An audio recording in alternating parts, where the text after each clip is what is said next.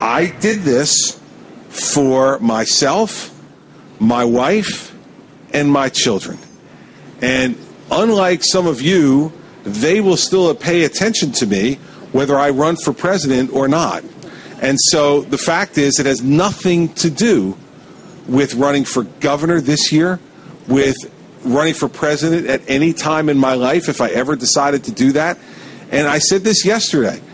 It may sound odd to some people, but this is a hell of a lot more important to me than running for president. You're implying that the reason I didn't want to tell anybody was because somehow I was embarrassed or thought it was a problem. That's not the issue at all. It was not your business.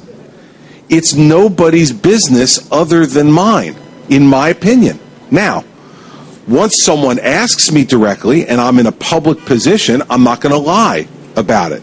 I want to make this really clear. I do not see myself, nor do I care to be a role model in this regard for anyone.